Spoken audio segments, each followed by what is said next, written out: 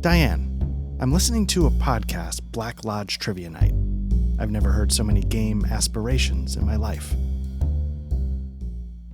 All right, welcome back to Black Lodge Trivia Night. We're going to do something a little differently tonight. As you can clearly see, we are down a Matt and Patrick.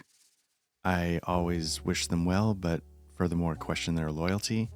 We're not going to do any candles. We're not going to do any trivia nights questions for Twin Peaks. We're just going to try and do something that I thought might be of some interest, maybe not, but especially after the, COVID pandemic, there's something that became much more important to role players, moving forward, and that was STDs. No, obviously it was VTTs. And VTTs, come in different shapes and sizes, and I just wanted to talk a little bit about VTTs, how we've been using them so far at Black Lodge Trivia Night. There's sort of been jokes going around that, I'm the guy who gets off on doing data entry, or I'm the guy who enjoys over-prepping. Over-prepping, yes, the data entry, it's not necessarily fun, but it's, you can put on something on YouTube or a podcast and just, tink away or whatever. But so I just wanted to go into a little bit what that means when, for at least me, over-prepping or, what we've been doing with VTTs. So what I'm showing you here now, we've been talking a lot about Star Trek, Captain's Log, the solo or co-op version of that game. And, we just sort of started getting it set up. It's not done. There's things I don't know how to do. But first and foremost, there's a really good... There's a good 2D20, Foundry rule set. Then there's also good modules. There's 2 of them, and I'll try to remember to link them in the show notes. For Star Trek Adventures specifically, that add the font, the look, sort of reskin everything. The artwork, I bought, the PDFs and the hard copies of the Star Trek Adventures and Captain's Log. And so hopefully, I grabbed some artwork to create some atmosphere from the GM screen. Which was, I bought that too. That was part of a Humble bundle. I don't know if people grabbed that, but that was a great bundle. Tons of Star Trek Adventure stuff all in one go. And, you just start to think okay, Patrick, potentially Matt, and I will be playing. And what do we need to play? And then it's always tough to prep when you haven't played before, because you don't know what you don't know, right? So you start to read the rules, you start prepping thinking, I think I've got this, and all of a sudden you realize, oh crap, I forgot a mission tracker, right? Once you have a mission tracker, you need to figure out a way how do I mark things, so I don't know if there's a better way to do it. My little trick is I use tokens for characters to make, movable pieces. That's what I did with English Erie. If you watched any of those, we had cards and resource tokens. They were all characters that you could sort of, draw their token, so to speak. And so you start to figure out okay, and, what else might we need? And luckily, Star Trek Adventures, the VTT module basically covers what you need for Captain's Log. It's got the character sheet here, and there's more to this character sheet than you need for Captain's Log, but the overlap is all there. So I think this sheet covers 100% of what you need. And it's nicely done. You choose the 2 things you're going to roll. And not that I remember how to roll, but so you choose reason, security, and then you do a performance task. You're using number of dice in the pool. I think momentum might change that. I don't know. And then it gives you a roll, and it does everything. If you're starting to prep a game that has a basic module or something you can pull from, you're golden. It helps so much to not have to kind of reinvent the wheel. And luckily, when we've been reinventing the wheel, we've been playing games that have been pretty rules light and simple to play. So hold on, I think I'm about to sneeze.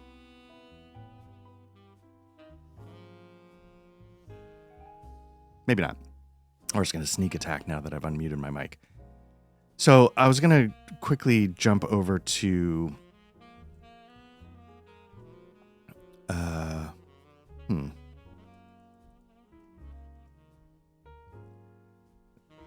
So Foundry, you know, I maybe jumped the gun a little bit. Foundry has been our VTT of choice so far. There's, you know, we did Scratch on Roll20, which Patrick ran. I should say part of the reason why I thought this might not be a terrible thing for me to do while we didn't have the other guys here is I don't think Patrick gives a shit about VTTs. He's just like, whatever, man. I just need some way to roll the dice. I don't care. I don't want to speak for him, but I feel like that's the vibe I got, you know, when we've talked about this, you know, behind the scenes. I don't know. I think Matt is definitely more interested in VTTs. You know, when we talk about all the functionality that the Pathfinder 2nd Edition rule set for Foundry offers, I feel like he has more interest in some of the technical stuff. But let me jump over quickly to, say, when we were doing Midnight Melodies. So you could sort of, whoops, I might have to refresh this page. So you could sort of see what we did for that one. The other, there's a couple of reasons why Foundry became my VTT of choice. When I started, I was using Fantasy Grounds, and I don't know if I can show you that. I might not be able to show you that. I don't even know if I still have it installed, to be honest with you. And I actually kind of thought it was pretty good. When I was doing that, I didn't like Roll20. That was basically the starting point of my whole VTT experience, was that I don't really like Roll20. I don't care if I'm a player, but I just had no interest. If I was ever going to run something, I was like, I just don't care for this at all. But, you know, so you start by, I want to jump over here because here's one where we don't have a base rule set or a base something to work from. So you're sort of starting from scratch. And so first things first, I'm like, okay, we need two things. We need to be able to roll the dice, and we need to be able to do a character sheet. So a character sheet often is a pretty easy solve because Foundry has a PDF pager, which is a module you can just go get. And it allows you to import a form fillable PDF into Foundry. There you go. So, you know, I went through and I have access to, you know, Adobe Acrobat Pro, and I just started figuring out how to make the character sheet. Now, this character sheet is, I don't know if it, let me see if it'll show.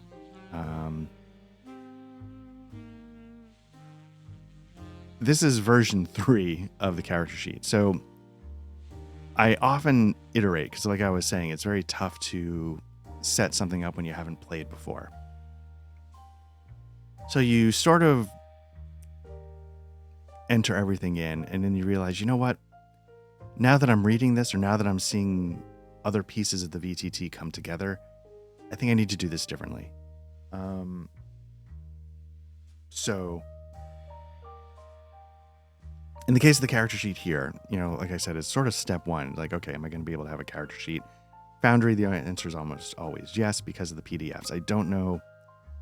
Roll20, I don't know if it offers that functionality, but there's just so many character sheets available because you don't have to do a whole rule set. You can just make a character sheet for games that, you know, maybe that helps alleviate the fact that maybe you can't use PDFs as a character sheet. I have no idea, to be honest with you. Fantasy Grounds, man, I'm not 100% sure.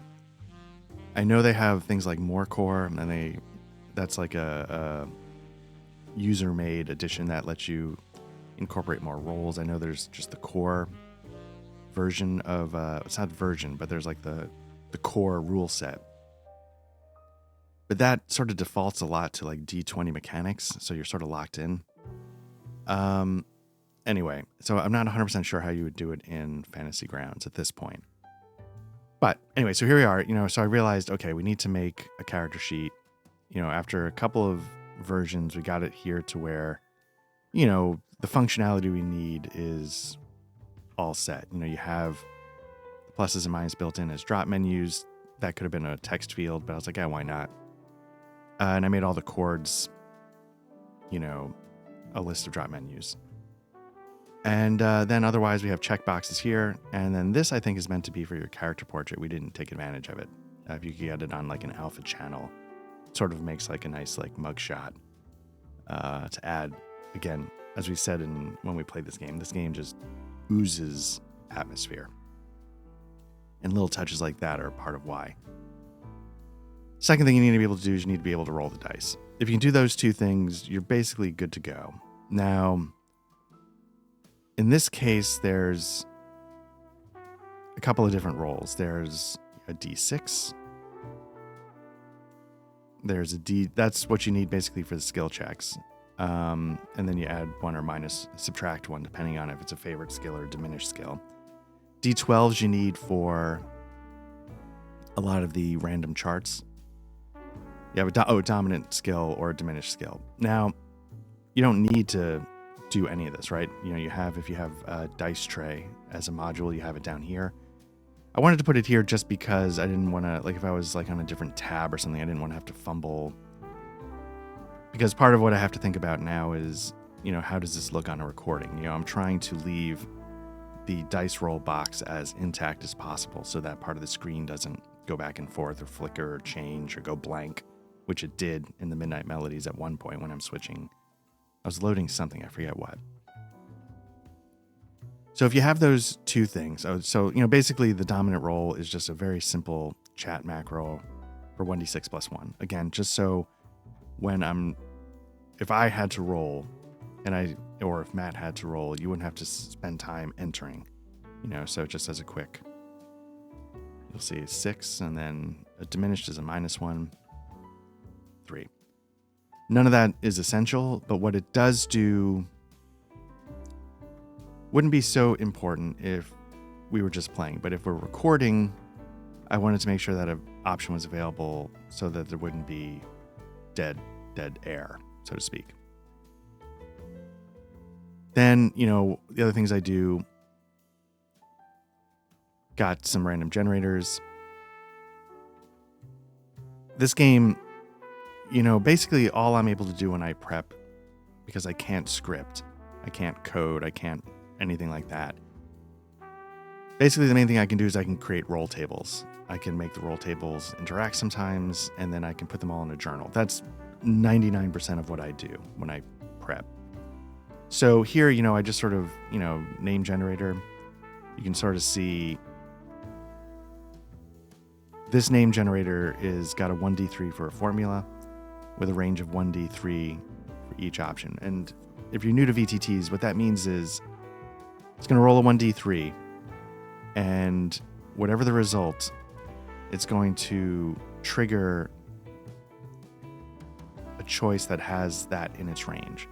So since every one of these has the range of the entire dice roll, I can make this 1d1 and make this range 1, 1, 1, 1, 1, 1. It's going to trigger all 3 choices. Avery Adderley, that's the person's name, and their code name is Cypher. Now, what I like to do, and you can see it's a D12 roll, but it's not going to list them. What I also like to do is I like to be able to sort of bullet list the individual tables if I don't need them all. So now you can see it's a 1d12 formula, and it's a proper selection. So, like I said, 99% of what I do is just that. It's, setting up roll tables as needed, and, making sure they're organized in a way that I can figure out.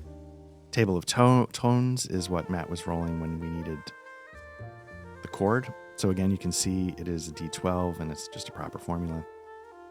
And finally, you have the other tables, right? So we have a challenge type, entities. These are all the different tables that are part of the game. At one point, I rolled a motif. And what I think that does is it gives me a list of all of them. So you're going to again see it's a 1d6 only because there's 6 options, and then the range incorporates every single one. So if you roll it, you get the whole list. I did that early in the game just to get a general sense of what I might, just to inspire some ideas before we move too deeply into the story. But if I want an individual one, I got it. Challenge types, again, if you need just a general list. Now, I might not have set this up properly because I didn't need to use this. But so as you can see, like, it randomized because I don't have the range as 1 to 6, 1 to 6, 1 to 6. It's only going to choose one. And it also looks like, I guess there is some benefit for a random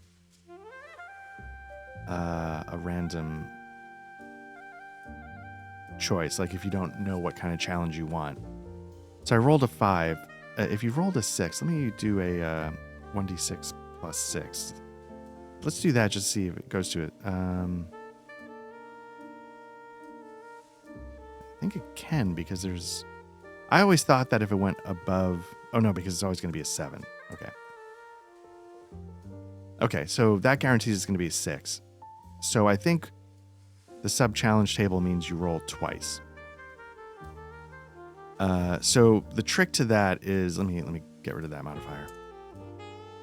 Update. Make sure you always click update, or else I've entered entire tables, forgot to hit update, closed, and it didn't save any of it, and you have to redo the whole thing. So anyway, what I do, and there might be better ways to accomplish this, but sometimes you'll get a table that's like, hey, if you get the highest number, roll twice on the same table. And so what I end up having to do is I create a separate version of the table. What are we looking at? Challenge types? That is lacking that roll twice option, so you don't get into like an infinite loop. So, and then I change it to a 1d5, so the odds are still basically the same. And so when it rolls twice on here, so you're not getting the roll twice again, if that makes sense.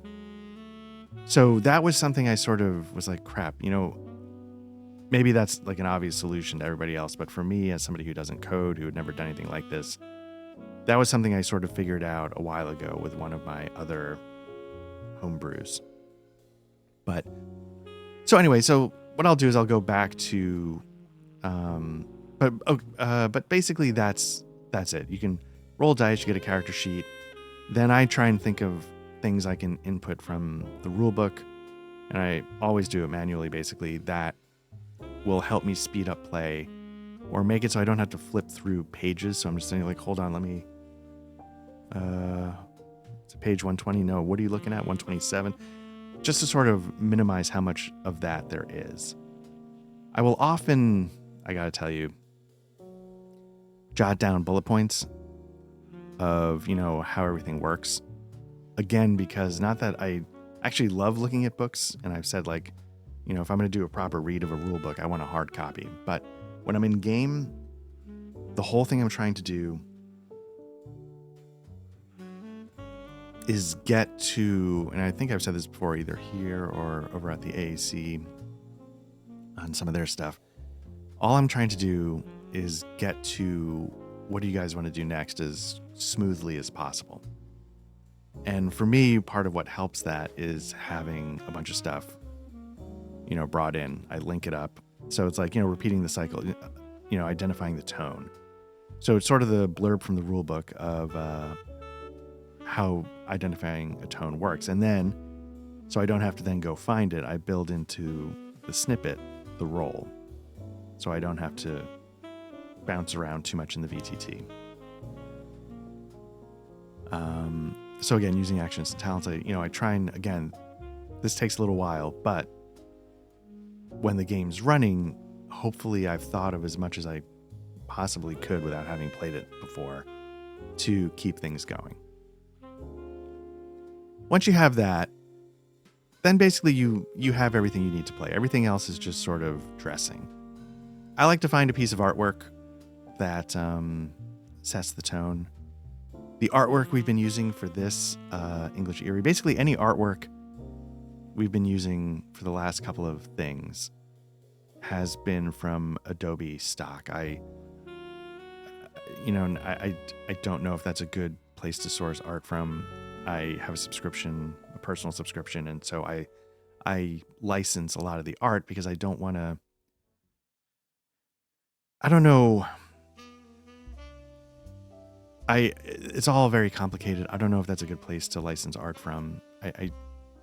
But I don't want to. I don't want to blatantly steal anything. I'm very conscious.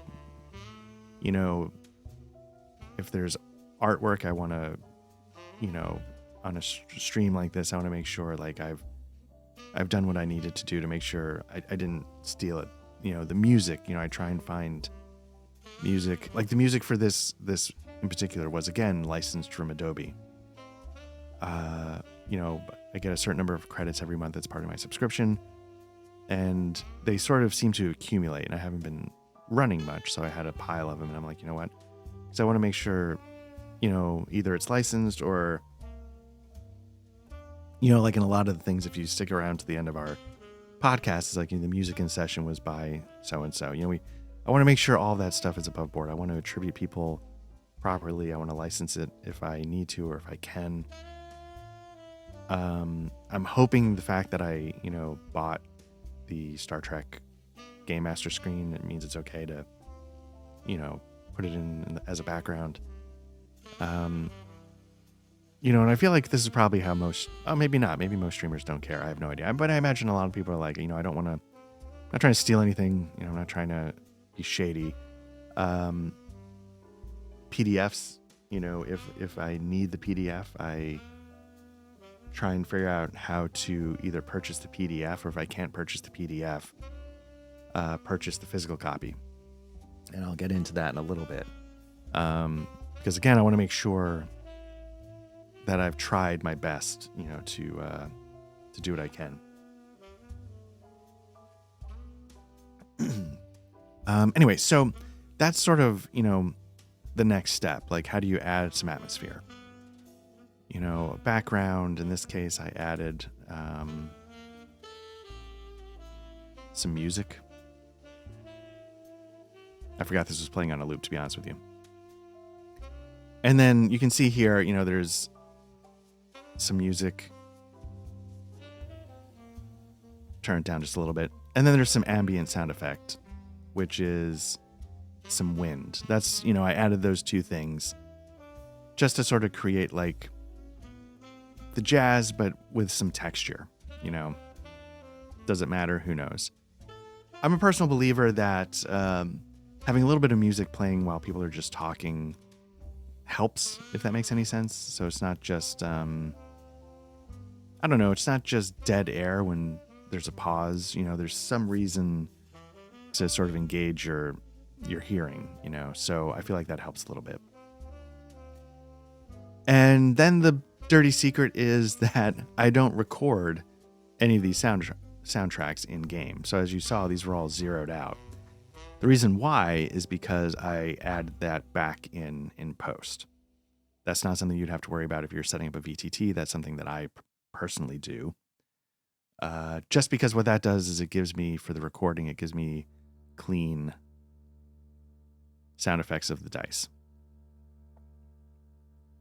And that's it. It's just, it separates the track. So I have a clean single track of any sound effects, and I can add the music and all that stuff in later. And then what else and then you just start figuring out like, okay, what else do I need? In this case, we needed a piano, right? So then you sort of had to figure out, how do I do this? I found one, if I can get to the HTML. I found one at this website, MC Zach piano frame, and I believe this is like a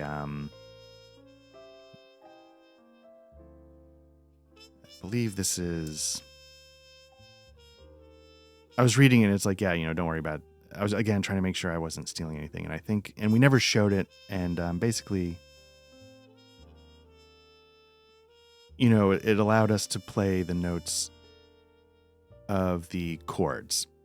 Now, unfortunately, what Matt and I realized right before we recorded is that me playing the notes was only for my audio. He couldn't hear it. So it wasn't like he could say A sharp and I could be all like, and, you know, have it be part of the atmosphere. And so that was a little, I don't know if there's a way to do that in Foundry, but, you know, that was sort of the last step, you know.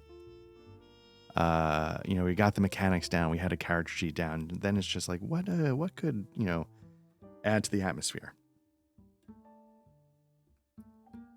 I added a second map of Kansas City. We didn't really need it, to be honest with you. It was one of those things where, like, I've never played before. I don't know what's going to come up. Could this be useful? Again, licensed from Adobe. Was it useful? I don't know. One time I pinged where the train station was. And for me personally, I was trying to figure out, oh, maybe we could show where the clubs might be, but it just got to be too much. So I went back to this. A module that I like to use as part of setting the atmosphere is called, Lock View. Basically what Lock View does is it lets you set a background and then have it so people can't move it around. So like if I do Kansas City, I can do this, and I wanted Matt to be able to do that in case we needed to refer to it like a true map. This is just ambiance. So I moving my mouse, I can't. It just stays locked, and it you can make it cover behind here, or you can make it so that it doesn't exclude sidebar, and then you blacken the sidebar so it's not transparent. And you can see now you're getting a little bit more of the picture. You'd have to adjust other things, but whatever. So so this was a relatively easy one to set up. It was just a few roll tables and a little ambiance. If you get to something like Star Trek, is that this one? It's not. I have 3 licenses so that I can. It was stupid. At the time, I thought it would be helpful to be able to leave one running while others were being worked on. It's actually never really turned out to be the case. So let's head back to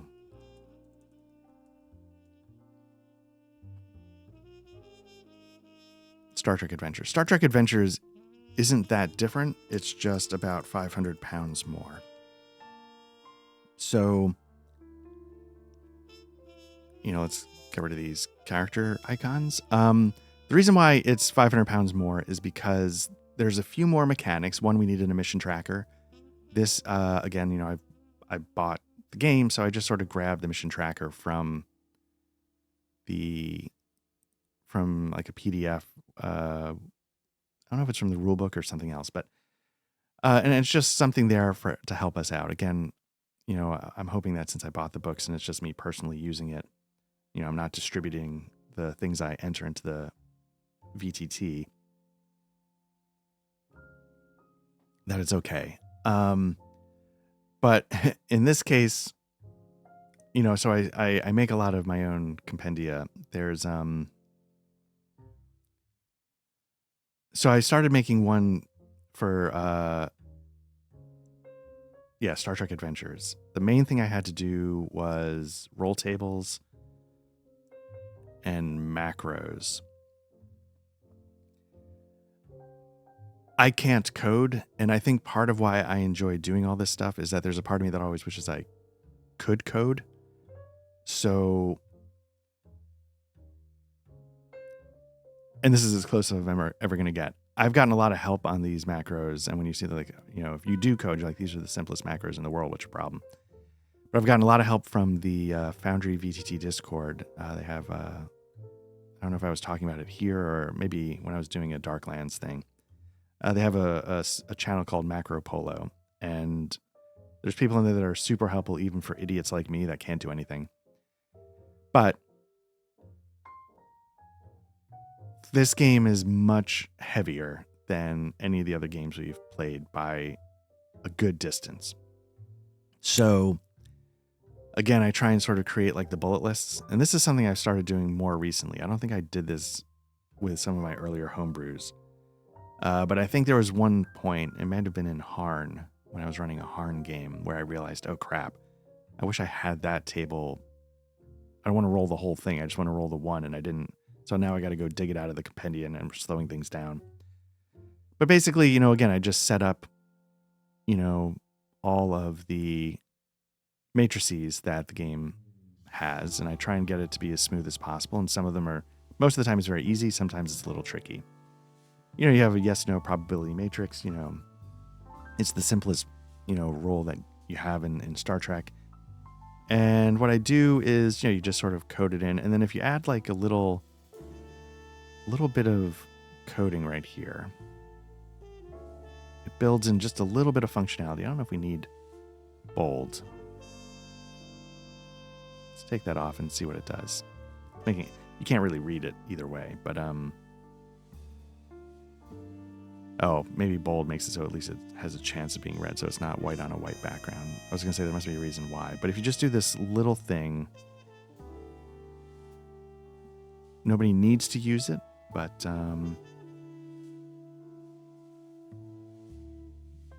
it just makes it so when you're in the page, you can actually roll the die.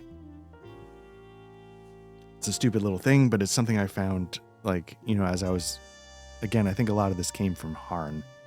When I was running Columbia Games' Harn Master a little while ago for the Alcoholic Adventure Cabal, I realized it might be helpful to, while I'm looking at this, to not have to then go over here or switch to the tab or, just to have it built in right there. So it's like, wait a minute, what am I rolling again? It's right there. Again, I set this up so it's a 1d20 and it goes to, if you see compendium, it's going to another table. So,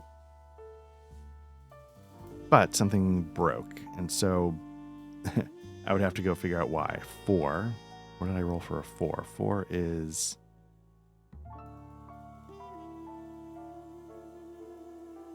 Some of this might have gotten screwed up. But anyway, so basically, I just go through... You roll the main table. In theory, it should check. So here again, you have roll 2 missions. So that could be something where you have a sub table you roll twice on and it leaves out option number for 1920. I'm a little concerned. I think what ended up happening is at some point, I might have moved some of the roll tables or I changed something about the roll tables. So it's not, I'm going to have to relink each one of these tables into the main one. But you can see the subtables all work. I just, for some reason, it's not pointing to the right place. It's always good to check your work before you actually run the game to make sure things like that get caught. But again, it's just, just having the tables available and listed out in case, it's I don't need to do an entire encounter, but it'd be nice to be able to randomly decide these planets, or whatever. The trick with this is that some of the processes require being able to modify the die. And now we get into the most basic level of scripting that I cannot do. But again, I was able to get some help on the Discord channel, and it was really helpful. And so basically, if you're doing, it's sort of the later ones, right? Not Beasts of the Galaxy, location to start. Okay. So say you want to generate a system. There's certain things you need to do. There's number of planets, primary world. There's certain steps you have to do, right? But the thing is that for the number of planets, there's a modifier. So I needed to be able to enter a number and have that affect the roll checking on a chart. So what is that, number of planets? So let's import that, and you can sort of see. So somebody, helped me out, but I'm like, look, I tried to find other macros first. I try and cut and paste and see if I can figure out what it's saying. I couldn't do it. And then they put together this extremely simple macro, and then you're off to the races. And you're like, okay. And then you can start to figure out how to borrow parts of this for other things. And hopefully I minimize the number of stupid questions I ask. So there was that. There's the number of inner worlds. And the reason why I wanted this was, let's see, say 3 inner worlds. Because what I was having trouble doing is getting 1d20, 1d20, 1d20, and I was getting 41, right? So it's going to total it up here. But I don't want the total. I want the 6, 19, and 16. And so I was like, how do I get it to use these 3 numbers on tables? And somebody's like, okay, here's what you need to do. And so now I have like a class N reducing planet. It's got 3 moons, class H desert, 4 moons. And just all of this is, subtable, subtable, subtable. You can determine its orbit. You can determine the number of inner worlds, primary world info. Is a class K adaptable? It's a number of moons 1. That's the main planet of a system. Anyway, you get the idea, right? Sometimes I run into tricks and I haven't been able to figure them out. And, you saw that on Entity where I didn't know how to have a macro that lets you enter the number, which would be the number you're checking against, right? I always had to modify, go into the table or whatever, and, into the macro and modify my target number. There's probably a cleaner way to do it. I couldn't figure it out, but I was like, you know what? It's just me doing a solo game. It's not too slow. I'll just go with it. So that's sort of the basics of what I can do. I have the character sheet. I figure out any mechanics I need to have in play on the screen. And then I just enter in some roll tables and whatever rules as a shorthand that I need to go from there and figure it out. And try and make things run as smoothly as possible. I can show you, I mentioned Harn. I mentioned Savage Worlds. So this is one. I guess I didn't migrate these yet. I converted Savage Worlds to Days. Let me flip that around. I converted Days Volt to Savage Worlds, and we did a Bookhouse Boys on Days Volt. And as I said in that one, if you want to go back and watch, Patrick and I thought had an okay discussion about that. It started as a D100 system, which is this implementation right there. Excuse me. And it was good. But as I started to read Days Volt, as I started to read Savage Worlds, I started to realize this actually might be a better fit for what they are going for. Because in the book it describes it, they're going for it could be Mission Impossible, it could be all sorts of stuff. So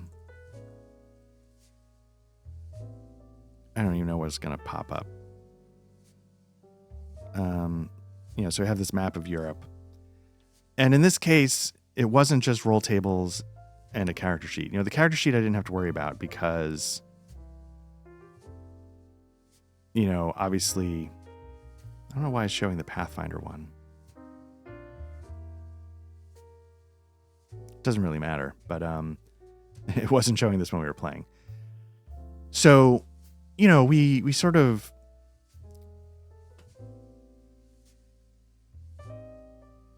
we get the character sheets. That's not going to be a problem. In this case, what it is it's getting the material over. So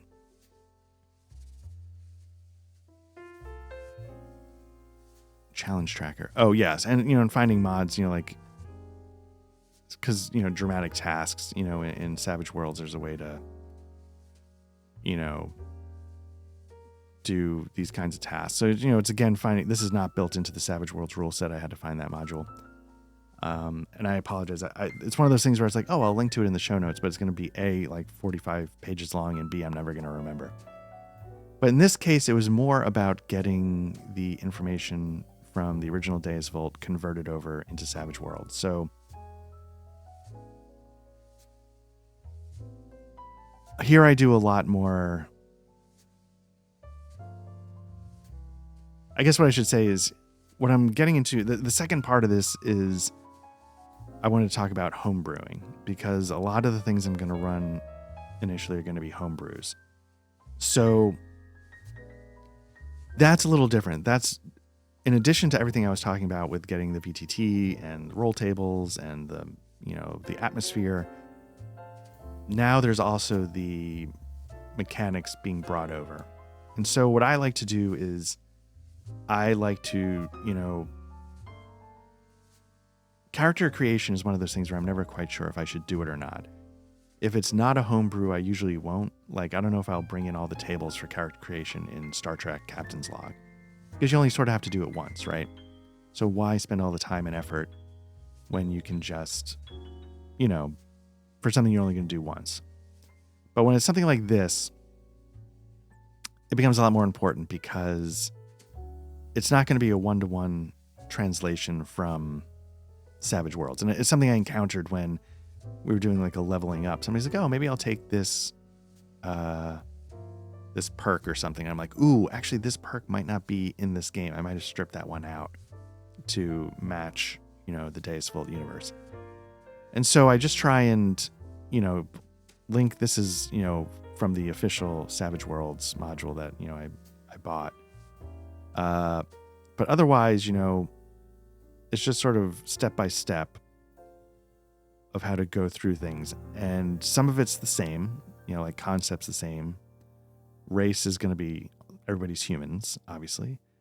And then once you get to the end, you go to the next part. Now, here's where I start to change things, right?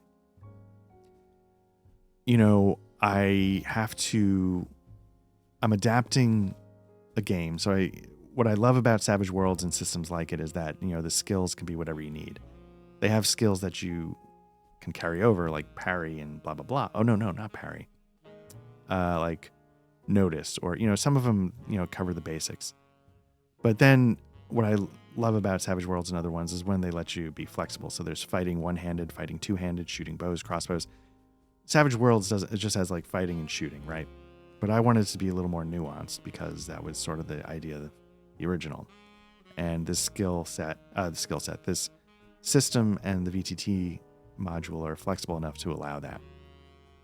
Parry is a skill I needed to create because in Savage Worlds, your parry is based on your fighting. But in this case, there's multiple types of fighting: unarmed, one-handed, close quarters, two-handed, right? And so I wanted to see, like, how do I make it so something still ties in? Because VTT module is looking for something specific. And I want it to be something so, like, my players don't have to go into the guts of the character sheet and tweak stuff.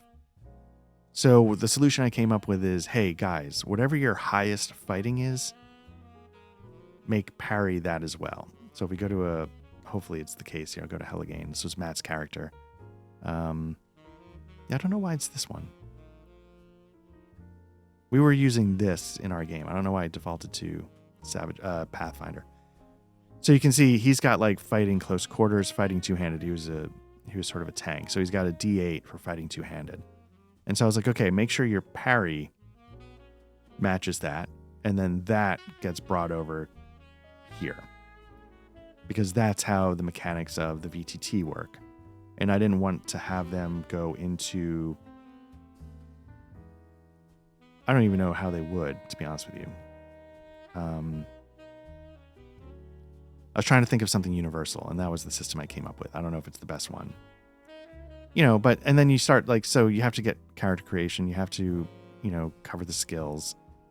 And I just wanted it to be step by step, even if the players never use this, just so I could go through it. Again, I could talk them through it quickly. And so, again, none of this is in Savage Worlds. This is all Deus Vult, but, you have to figure out, okay, what do I do here? How does this work? Did I do it correctly? I have no idea. Is it balanced? I don't know. Who cares? But this was sort of the best I could come up with. So, like, I'm trying to sort of match the system from Deus Vult into Savage Worlds. Because I feel like there was a lot of flavor to Deus Vult that I really liked and I wanted to maintain. Like the idea of, like, Custodians of Arms, Secrets. These are sort of the classes. And, I wanted to maintain some kind of class, even though Savage Worlds is a classless system. Get to the end, sort of explaining the basics of skill points, that's all the same. And sort of, so I just sort of try and make it as smooth as possible. I wanted to incorporate sanity because of the type of it's got like a horror element to it. So I went to the Savage Worlds Horror Compendium, borrowed Sanity, and I just put it in there so I wouldn't have to flip through a different book. And then then a lot of it was items.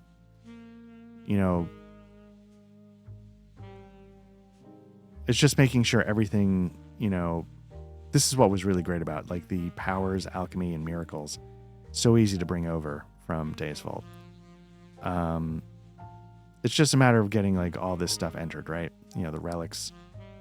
It's a little disconcerting. All this is broken. I don't know why, but that's fine. But a lot of the times it's just a matter of, finding stuff that matches what you need in one of the books that already exists, and you're off to the races. So that's kind of the basics of, a homebrew. I spend a lot of time, this one might be less about roll tables and more about items and journal entries to make sure all of this, is ready to go.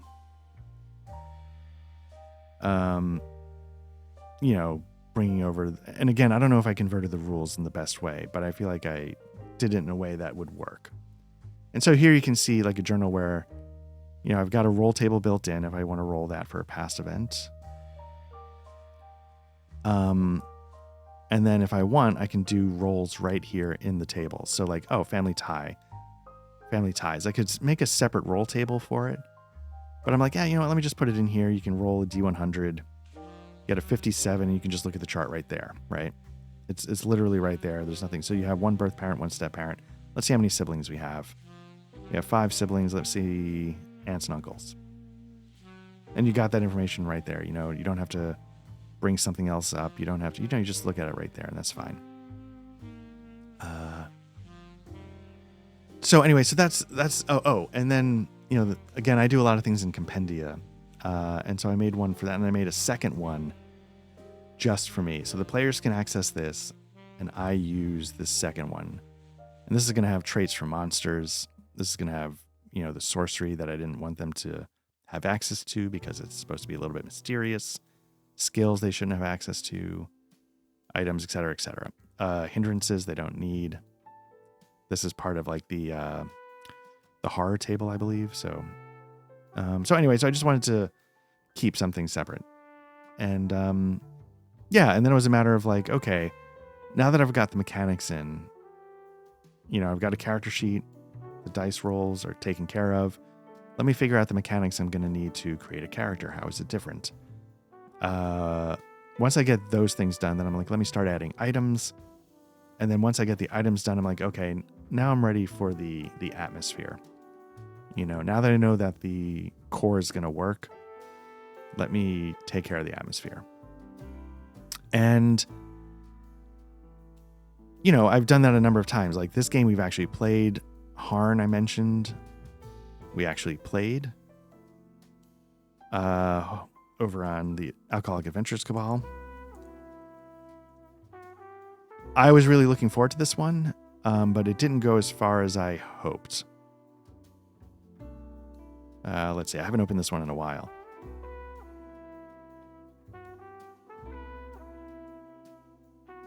Okay. So, again, I bought, I buy all these things when I can. Looks like something's got messed up here. But, I bought the PDF for Harn. I thought this would open, but have you seen? And I even, this is where the party was. I bought, again, I try and buy whatever I can. I bought PDFs of Ulukand. And I set them up. I did something stupid, which turned out to be really unnecessary. I get Patreon. I support the Patreons of like map asset makers. I'm not currently supporting them because I'm not running anything. So, I'm not going to whip out the maps too much. But one of the things I did that was really stupid was keep doing this. I was like, let me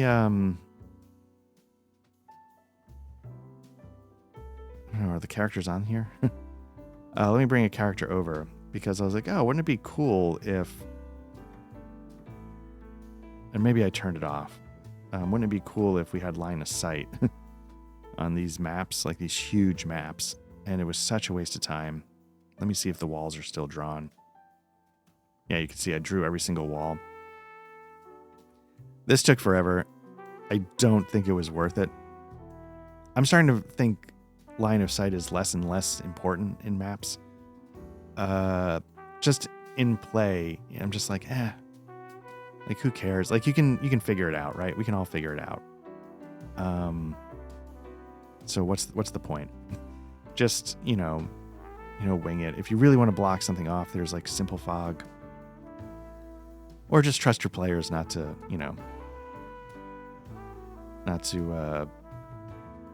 meta game or whatever. But there's like tarot cards in Harn. And so again, that was the first time I realized you could make character sheets for items you wanted to show on screen. That's when I sort of discovered that approach. So let me see. Anyway, so but here's a couple of things happened here. One, I discovered using character sheets as items, and two, I figured out roll tables. And I'm a little nervous about all this stuff, but one of the downsides to Foundry is when you switch from versions 9 to 10 to 11 or whatever, things sort of get screwed up. So there's going to be a lot of my tables that are just broken, and the organization's all shot. And I got to admit, at some point, it's very difficult to just go back and go like, oh God, now I got to redo all this. I had to do that for Savage Worlds because I knew I was going to be playing that. But so that was sort of like an adaptation. Like I got to say, the VTT module for Harn is really great. The functionality there for a system that isn't a D&D, the functionality built in is pretty amazing. This was, as I get to the end, I'll start to explain why I do this, right? But this was something I gave a shot. Some people put together, like, hey, if you want to play Middle Earth on Harn Master rules, there's some PDFs out there. Here's the conversions we would do. And so I was like, you know what, let me take a look at this. So, I bought all of the One Ring things from Free League, and they have some great maps. So I was like, let me borrow some of that. I'm going to use it over here, but like I said, I bought all the PDFs, so hopefully they don't mind. But here was the case where I was, doing what I did with Savage Worlds, which was trying to get the mechanics, and I'm a little nervous because I'm not seeing the stuff I did. Now, that might be because I need to update again, when you switch from versions 9 to 10 to 11 or whatever, you have to, a lot of things have to get updated or reworked or whatever, so.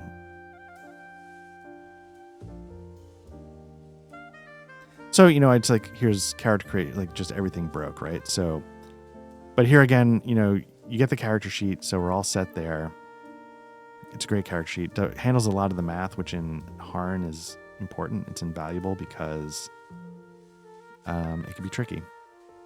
So, you have the character sheet and you have the basic die roll. So you're set there. So then it's a matter of getting things to work, the conversion. So I do what I did in Savage Worlds. You've got like character creation, classes, and occupation there. Again, trying to tweak it into a different framework. My intention with this was to, as sort of a love letter to Middle Earth role-playing from Iron Crown Enterprises, just to see what it was like in Harn. I'd been playing Harn at the time. I really liked the system, and I thought it would be a good, interesting fit. And so it's, just figuring out different mechanics, corruption. How does magic work? Because it's supposed to be extremely low magic, and that was one of the complaints of Middle Earth role-playing. Anyway, all of this is, prelude to, the thing that's you're going to actually get to see potentially, which is when we run my spy game. Because a lot of, I think I did the wrong. A lot of a homebrew, you know, there's the stuff, there's the technical work, but there's also figuring it out behind the scenes, right? I was mentioning Deus Vult. I was like reading Savage Worlds for the first time, even though it'd been sitting on my shelf forever. And I was like, wait a minute. And suddenly I was like, okay, I think this is the way to go. I was trying to figure out a way to run a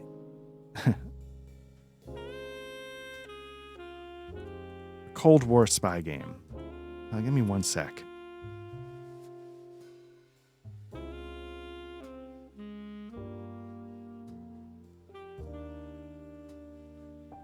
Okay, again, this is artwork licensed, but I'm not sure if I'm going to stick with this because it's a little garish. Might be hard to look at for a long time. I don't know if I have backups yet, but I was reading John le Carré, The Looking Glass War. I'd wanted to run a spy game for a while, but spy games tend to be over-the-top action, Mission Impossible kinds of things.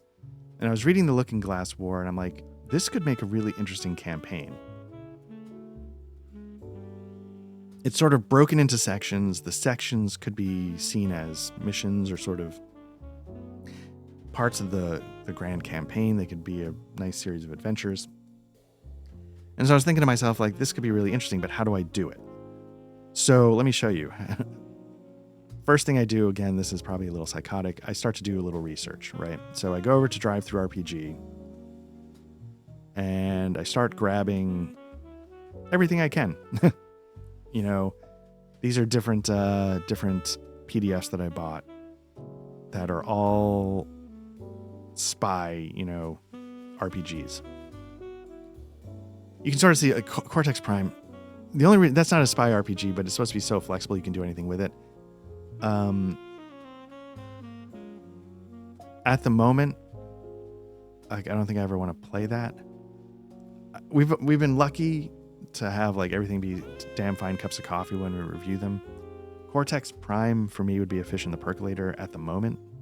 If maybe somebody ran it for me, I could see how it worked great, but at the moment that's a fish in the percolator. Anyway, so here was step one. What system to use, right? The options that jumped out at me that were obvious was Delta Green. You know, it's a D100 system. It's fine. The trick with that is the VTT didn't allow you to customize some of the skills. So there, you'd have skills like occult. And I'd be like, there's no occult, you know, please ignore that. And I was like, yeah, that's going to be a little bit annoying. There's also some other functionality that I decided I wanted once I did settle on a system, and I'll get to that in a moment. There's Minutes to Midnight, which is a Blades in the Dark Cold War game. I wasn't sure if that was going to be the right vibe. The vibe was the trick. I was trying to figure out how to make it so it's not like an action movie, and it's not like we got to defuse the bomb as the timer goes down. Or Minutes to Midnight might have been perfectly fine. Fate, I was kind of curious about, and so there's a couple of Fate codexes. This one has Camp X in it, which is sort of like a World War II, but there's also like, I think, some supernatural. I was like, okay. The Illegals is like the show The Americans. I was like, okay. Ones like Top Secret might have been in the running, but there's no VTT support. And I was like, again, like, you got to figure out, how do I get a character sheet? How do I roll the dice? And I was just like, you know what? It's not worth it. And so the ones that came the closest to making the cut were Cold Shadows, which is sort of a kind of rules light, more narrative game. But that's more about running a spy agency, not about being spies on the ground, I think, from when I remember reading the rules. And at the time, I was like, okay, VTT support, how do I, you know, get a character sheet in? How do I roll the dice? It's not that complicated, so I probably could figure that out with a PDF. But that was one of the finalists. One of the other finalists was The Service, which is it's still in playtesting. It's a PBTA form, and this still might be what I go with. Like, I still waver since I haven't started running it yet. But yeah, it's meant to be a Cold War. It doesn't seem like it has to be super actiony if you don't want it to be, but it's, you know, the roles are the roles, you know. Whether you want your game to be an action game or not, you know, you still have a heavy who punches people in the face during interrogations, right? So, you know, so that might still be what I go with because it would be very simple, but I have done a lot of work. But the winner, yeah, you got all these things here. And also, you know, I've got the, you know, Delta Green. And then the final one would be Night's Black Agent, you know, Gumshoe or Fall of Delta Green. Those were the other options. And of course, the one I went with is the not at all Cold War game, Mithras. So the reason I went with Mithras is because it had a lot of overlap with Delta Green, but the VTT allows you to change the skills. And it was just that little bit of flexibility that, you know, I was like, was my way in. That's what I needed. It's got a D100 system very similar to Delta Green because they're all sort of based on old school mechanics, BRP and whatnot. And once I decided that, I was like, okay, that's what I needed.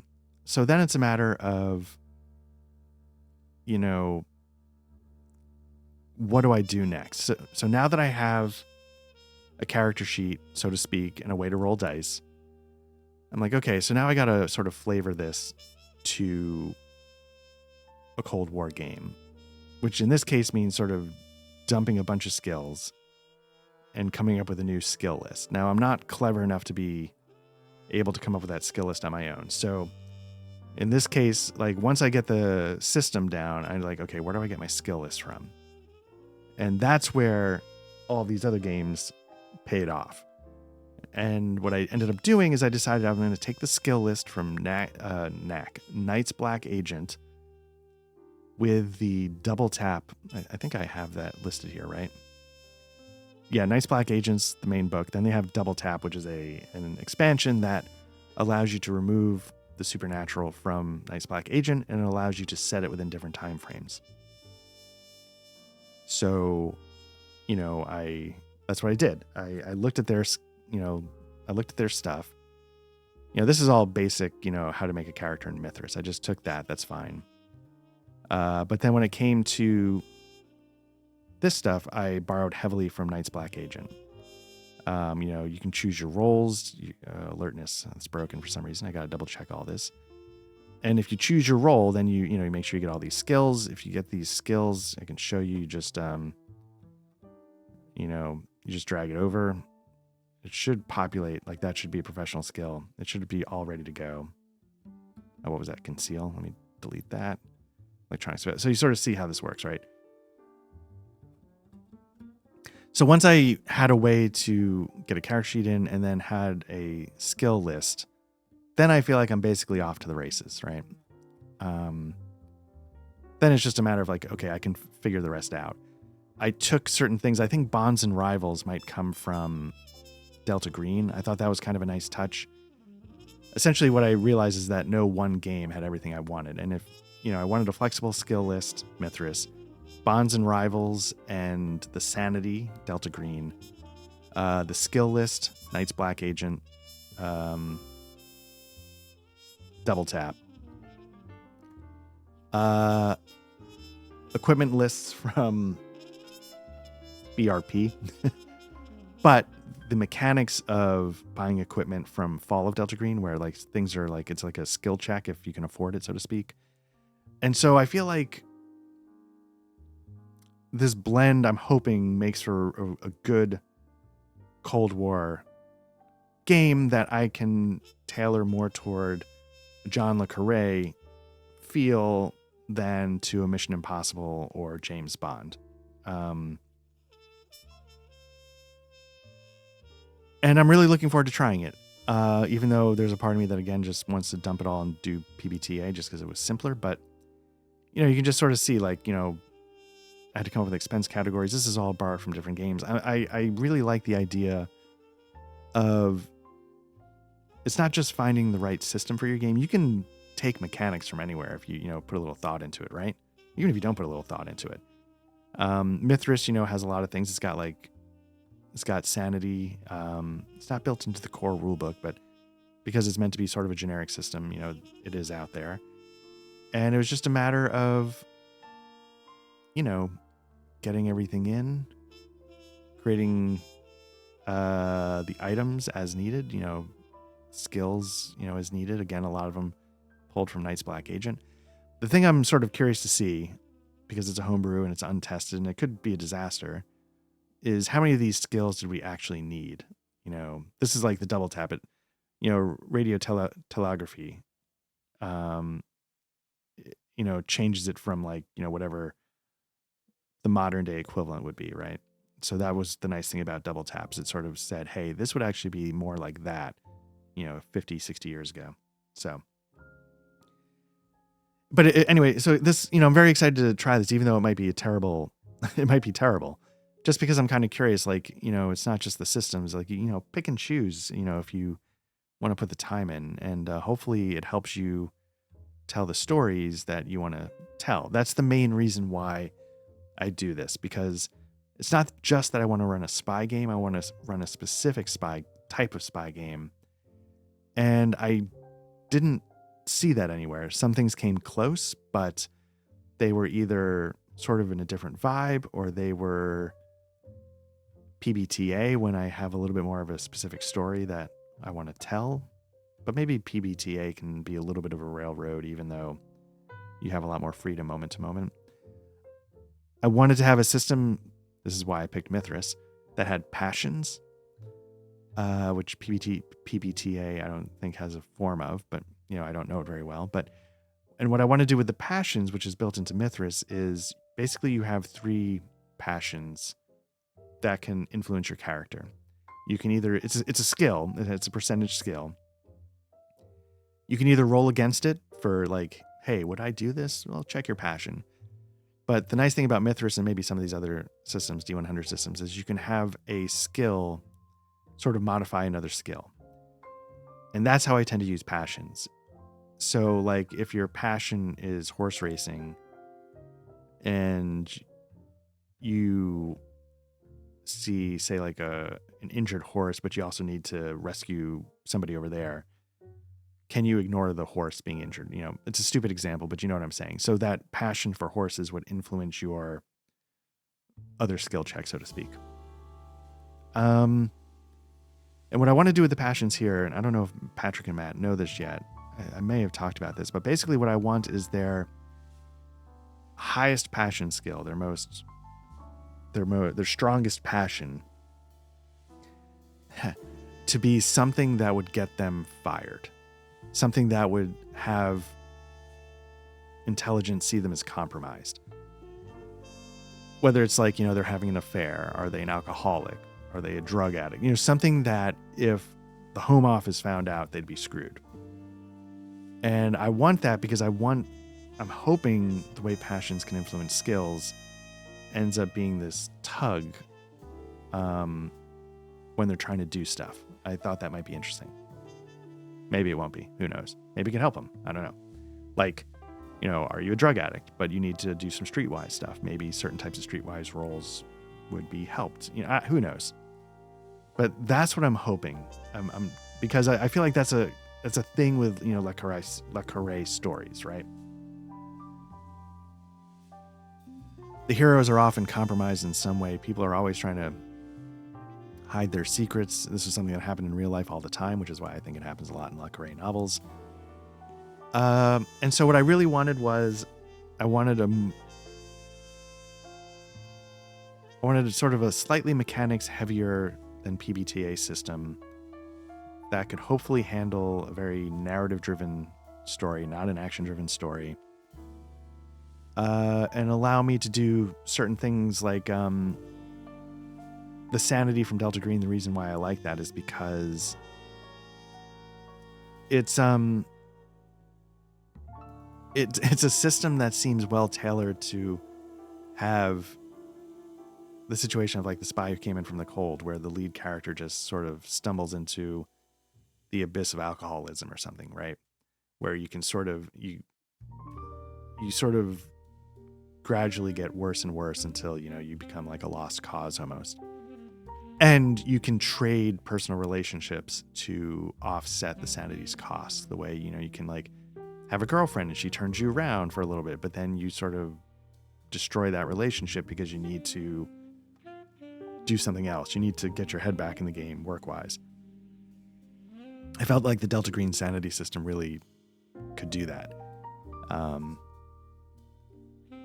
Anyway, at the end of the day, one question is, why didn't I do Night's Black Agent Gumshoe? And it's just because I've never run Gumshoe. I've heard from a lot of people like Gumshoe is good, but also some people say Gumshoe is no, thank you. And I didn't want this, which I'm really excited to be running, to be undercut by a system that could potentially work, but that nobody would be at all interested in. Now, Matt and Patrick might not be interested in this at all either, but at least I'm interested, I guess. You know, so I can be like, yeah, you know what, just give me this role. You don't worry about it. But at least from my perspective, I'm interested in how it's all working. So that is a quick overview of VTTs, how I, as like an over-prepper, do them. I make tons of journal entries. I try and, you know, link everything I can think of as I go. Oftentimes I will make the journal entries, and then when I'm done, I sort of double check them, and I'll realize, oh wait, this could use a link here that I didn't think of before, or this link is broken. I need to correct that. And so we'll be curious when this comes up. You know, Patrick might be back a little sooner than we thought. So we might start getting back into the real rotation soon, and I would be up when that time comes, but we'll see how it goes. For now, you know, Otari is already on the docket, so that would get preference if we're feeling out the idea of having all three of us back. But yeah, so that's sort of a breakdown of like VTTs, Foundry in particular. I can show you like really quickly. One of the games I ran was Entity. This is Alchemy right now that you're looking at. I went all in on the Alchemy Kickstarter, and I've been dying for a chance to use it, and I haven't found that chance yet. And I think the reason why is because it's going to have to be a system that they build for me. I have not been able to hack it. I can't figure out how to get it to do what I want. And it's little things, little stupid things like I can't build a character for Matt before Matt's in the game or whatever. You know, I have to invite him to the game. I can't make myself a character sheet. It has to be an NPC character sheet. Now, these things might not seem that interesting. It's that whenever you roll dice, it always seems to add the total. You know, it's just, I can't get it to do little things that I want it to do.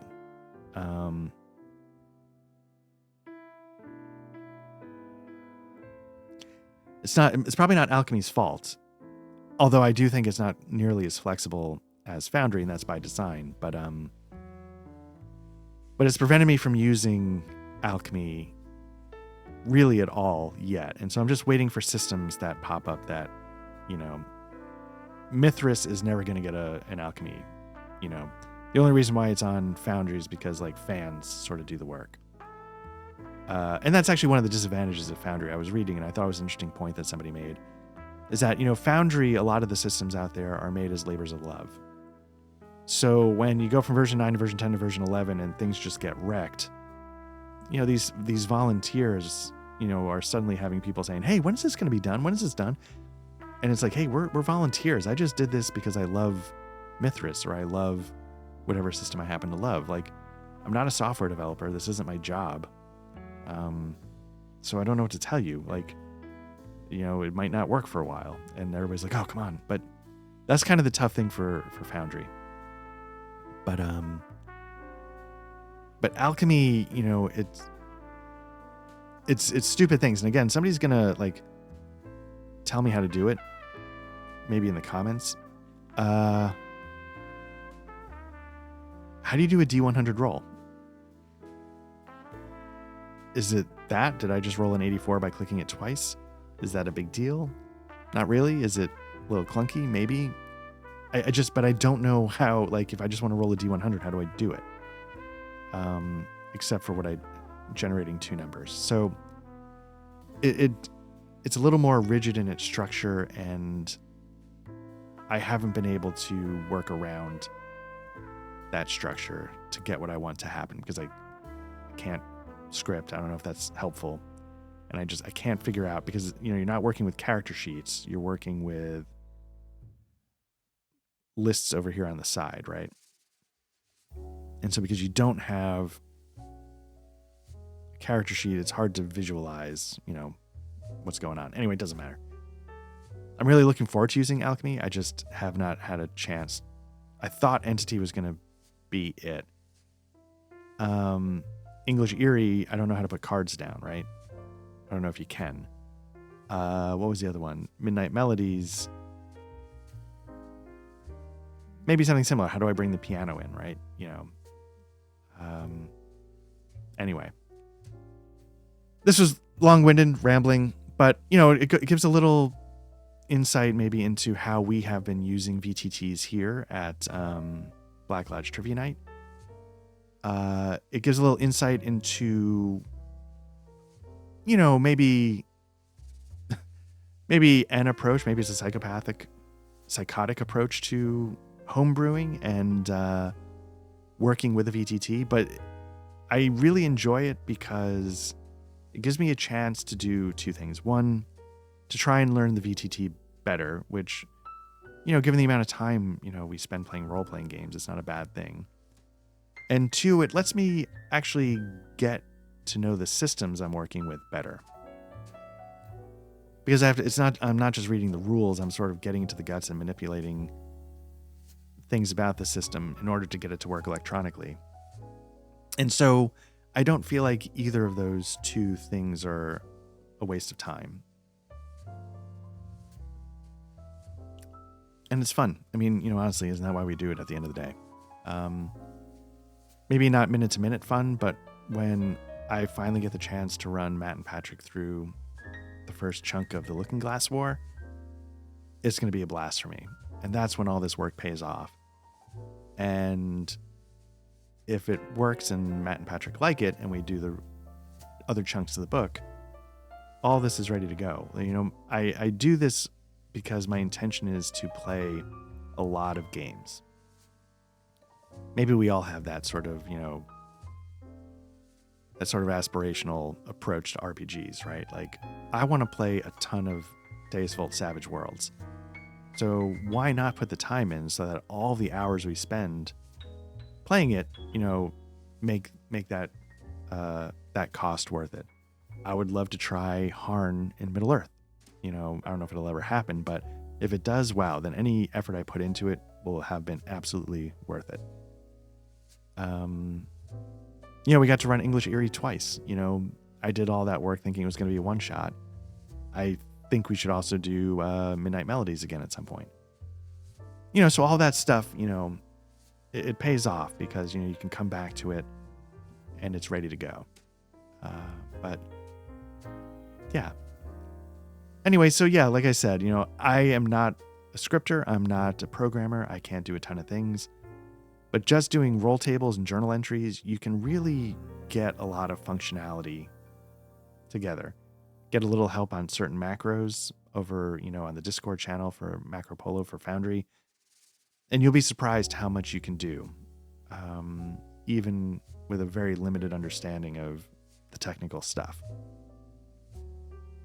That's my quote-unquote secret power, is not that I'm very smart or good at any of this, but I am willing to sort of bang my head against the wall endlessly to see if I can crack it. So anyway, this has been Black Lodge Trivia Night. I don't know if this was interesting at all, but again, it's just to give a little insight into VTTs, specifically Foundry, how we use it, how I approach prep, how I approach homebrewing, and just trying to give the players the best gameplay experience that I can, and hopefully, some of it's additive and it helps out. I feel like English Eerie and Midnight Melodies, I feel like I feel like those are both sort of really nice atmospheric experiences for me personally, and hopefully for Matt as well. And just, little touches, a little work into the VTT, and it, smooths things out, creates a little ambiance, and you're good to go. But anyway, I'll stop rambling. Thanks again for checking this out. Hopefully something here was useful. I'd love to hear about, people's VTT experiences. I know people don't really comment, but if you felt like it, that'd be great. I'm Art. We're Black Lodge Trivia Night. If you're watching this, you've seen our YouTube channel already. We have some Let's Plays of video games, but our main thing is actual plays of tabletop RPGs. Our podcast, Damn Fine Coffee, which is sort of a topic discussion podcast, and the Bookhouse Boys, where we just pull something off the shelf and take a look. I don't know how this will work as an audio podcast, but you can get those podcasts wherever you get any podcast. Just search for Black Lodge Trivia Night. You can search for us on social media. We're on X and Blue Sky at Black Lodge RPG. We're on Mastodon. I think just search Black Lodge Trivia Night.